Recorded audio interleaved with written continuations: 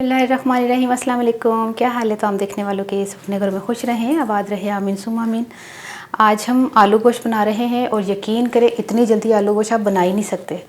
ये आप मेरी पुरानी रेसिपी देखेंगे तो आपको पता चलेगा कि हमने गोश्त को गला के हमने रखा हुआ था और किस तरीके से गला के रखना है कि आप पूरा महीना रमज़ान में क्या कहीं आम दिनों में भी आप कहीं बिज़ी होते हैं तो गोश्त को इस तरह गला के रख लें, आपके लिए आलू गोश्त बनाना या किसी भी सब्ज़ी में गोश्त शामिल करना बहुत ईजी हो जाएगा।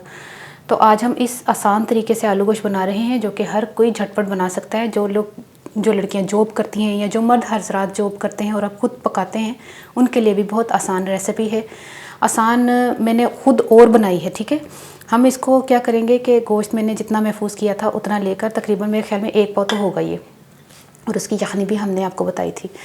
तो उसमें 2 मीडियम साइज़ के प्याज, इसको रफली काट लेना है। 10 से 12 जवे हमने लहसुन के लिए, एक छोटा सा टुकड़ा यानी कि 1.5 इंच का टुकड़ा हमने अदरक का लिया है, आधा कप घी और थोड़ा सा मैं दही लूँगी, तकरीबन 1 कप के करीब दही लूँगी, 1 पाव ज़्यादा हो जाएगा। अच्छा, नमक हमने अपने टेस्ट के हिसाब से लिया है यानी कि 1 टीस्पून से थोड़ा सा कम। हाफ़ टी स्पून हल्दी, 1 टीस्पून ज़ीरा पिसा हुआ और 2 चाय के चम्मच लाल मिर्च पिसी हुई, 2 अदद इस साइज़ के आलू, ठीक है। और बाकी थोड़ा सा गरम मसाला और हरी मिर्चें और हरा धनिया आखिर में जाएगा, मैं आपको बाद में बताऊंगी।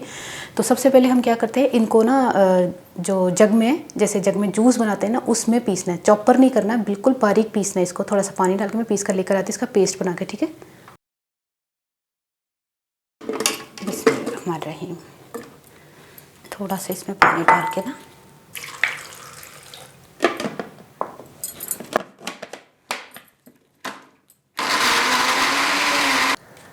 बिस्मिल्लाहिर्रहमानिर्रहीम। मिट्टी की हांडी मैंने रख ली है और इसमें हमने वो जो पेस्ट बनाया है वो इसमें डाल दें। ये प्याज में ना, लहसुन अदरक प्याज में हल्दी, ज़ीरा, लाल मिर्च और नमक डाल दें। इसमें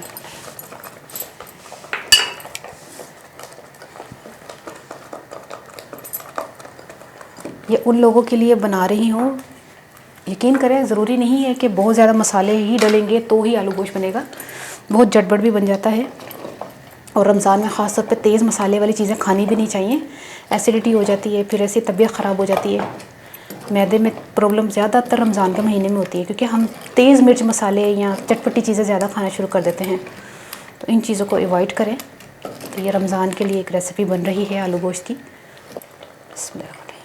ये जो घी बताया ना, आधा कप, ये डाल दें और आलू को गलने के लिए रख दें। आलू तकरीबन 10-12 मिनट में गल जाएंगे। इसमें थोड़ा सा पानी डाल दें। ये आप देखते होंगे कि मैं क्या कर रही हूँ। फिर आप कहेंगे आलिया दी हांडियाँ बड़ी जल्दी जल्दी फटाफट पक जाती हैं ने। तो इसको रख देते हैं मीडियम फ्लेम पर आलू गलने तक के लिए। अगर पानी की ज़रूरत होगी तो हम शामिल कर लेंगे, अभी फ़िलहाल बंद कर दें, हल्का कर दें इसको।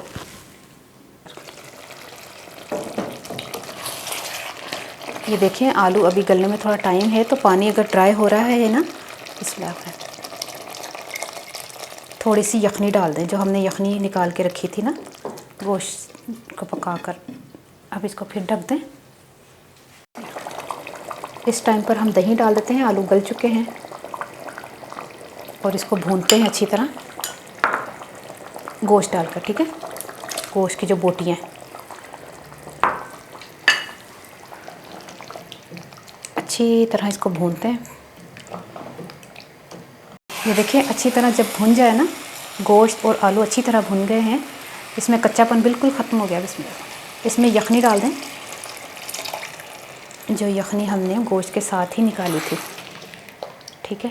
अब इसको तकरीबन 5 मिनट हमने पकने देना ताकि ऊपर तरी शरी आ जाए, तो फिर मैं मिलती हूँ। अच्छा, ये देखें 5 मिनट मैंने इसको शोरबे को पकाया है माशाल्लाह से। अब ये पक गया है आलू गोश्त। थोड़ा सा हरा धनिया थोड़ा सा हरा धनिया डाल दें और 2-3 हरी मिर्चें और हाफ़ टी स्पून गरम मसाला। देखिए हमने कोई भी ऐसी तेज़ी नहीं डाली, बस अब तो गरम मसाला तो डलेगा ही ना, बाकी मसाले हमने कम ही डाले हैं। तो ये अल्हम्दुलिल्लाह से ये आलू गोश्त तैयार हो गया है, तो चूल्हा बंद कर दें। अब हम इसको खाते हैं। बिस्मिल्लाहिर्रहमानिर्रहीम, आलू गोश्त, वाह माशाल्लाह। यकीन कर इतनी झटपट से तैयार हो गया है, कोई मुश्किल ही नहीं हो। बस जिसने मेरी पहली रेसिपी देखी होगी उसको पता होगा कि हमने इसको बनाया किस तरह है।